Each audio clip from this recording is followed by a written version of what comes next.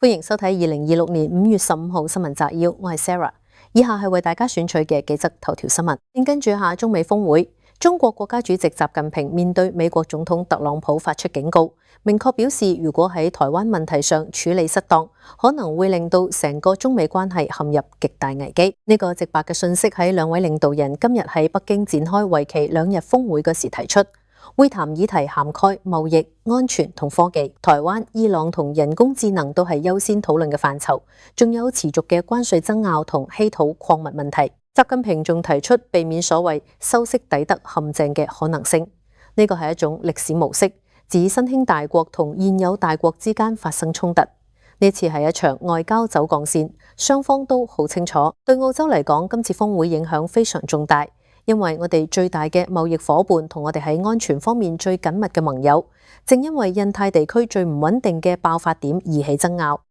航空巨頭波音公司再次面臨法律重擊。美國一個聯邦陪審團琴日正式裁定，波音必須向2019年埃塞俄比亞航空302號航班墜機事故中一名遇難年輕女子嘅家屬支付高達4950萬美元嘅賠償金。當年只有24歲嘅 Samya Stumo 係該次致命空難中157名遇難者之一。芝加哥聯邦陪審團嘅呢項裁決，標誌住波音第二次因2宗737 MAX 連環空難而被判定法律責任。呢2宗空難總共奪走咗346條寶貴生命。Stumo 家人嘅代表律師喺庭上直言不諱，指出波音當時完全清楚飛機系統存在嚴重缺陷，但係公司高層卻選擇將利潤擺喺安全之上。呢一項里程碑式嘅裁決，預計將會直接影響目前仍在進行中針對波音嘅其他多宗法律訴訟。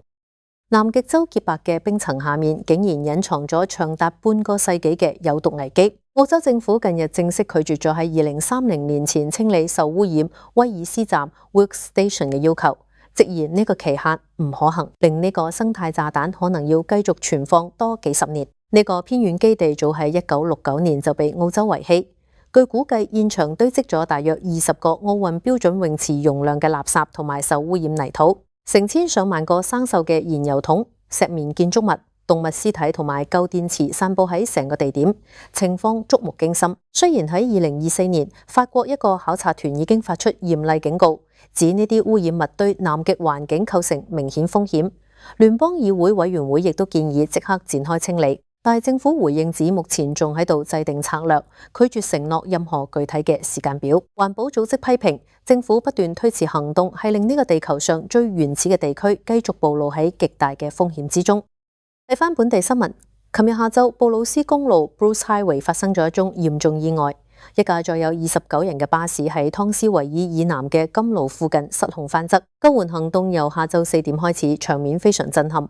當局一共出動咗11架救護車同埋3架飛機，包括皇家飛行醫生服務去現場搶救。目前已知有17個人受傷，其中2個人頭部重創，情況相當危險。最令人不安嘅係，呢個地點喺短短1星期之前先至發生過另一單奪命車禍。警方依家仲喺現場調查緊點解呢架巴士會喺冇涉及其他車輛嘅情況下翻側。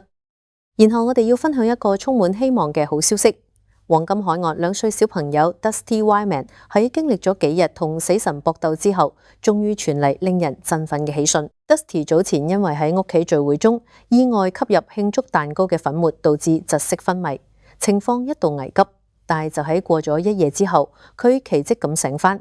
醫生證實佢目前神志清醒，而且對外界有反應。呢宗嘅意外發生喺上個禮拜，原本開心嘅屋企聚會變成咗一場噩夢。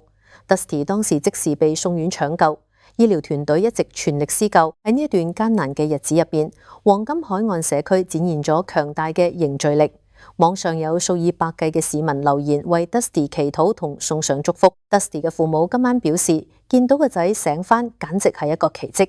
佢哋非常感激醫護人員嘅照顧同埋社會各界嘅支持。目前 Dusty 嘅情況正慢慢好轉。屋企人依家最想做嘅事就係快啲帶呢一位小英雄返屋企團聚。各位球迷留意啦，布里斯班啱啱贏咗一場漂亮嘅勝仗。NRL 官方正式落實，最受歡迎嘅 Magic Round 將會繼續喺布里斯班舉行，合約期一直延長到2032年。昆士蘭政府今次成功擊敗咗嚟自悉尼、珀斯甚至係新西蘭嘅競爭對手，成功爭取到呢一份5年嘅延期合約。州長 David Crisafulli 喺宣佈消息嗰陣顯得非常激動。佢話 Magic Round 應該留喺佢原本屬於嘅地方，就係我哋嘅Suncorp Stadium。呢項協議意味住由依家開始，每年都會有16支球隊齊集布里斯班，喺短短4日內進行8場精彩賽事。呢個盛事唔單止係球迷嘅嘉年華，仲會為本地商戶同旅遊業帶嚟巨額嘅經濟收益。每年都有成千上萬嘅球迷由全國各地飛嚟，將成個城市變成一個充滿活力嘅欖球殿堂。最令人期待嘅係2032年正好係布里斯班舉辦夏季奧運會嘅年份。Magic Round 能夠留守到嗰一年，絕對係為我哋嘅體育盛世錦上添花。Wynnum 嘅家庭可以免費睇一套海洋紀錄片 OCEAN， 由 David Attenborough 配音，慶祝呢位傳奇廣播員100歲生日。呢一套紀錄片會帶觀眾暢遊珊瑚礁同公海，揭示點解保護海洋生物對我哋未來咁重要。海洋生命守護者係今次活動主辦單位，佢哋會喺 Bayside Cinema 搞免費放映會，日期係5月19號星期二傍晚6點半。專家亦都會喺場內討論海洋保護區點樣幫助修復海洋健康。活動6點就可以入場，全部免費。不過主辦單位就預計會爆滿，呢個係一個難得嘅機會。聽係 Sir David 對我哋地球未來最有力嘅希望訊息。以上就係今日嘅新聞摘要。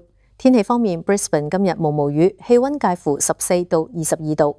記得帶遮啊！如果中意呢個頻道，麻煩留言、點讚、訂閱支持一下，多謝。我哋聽日再見。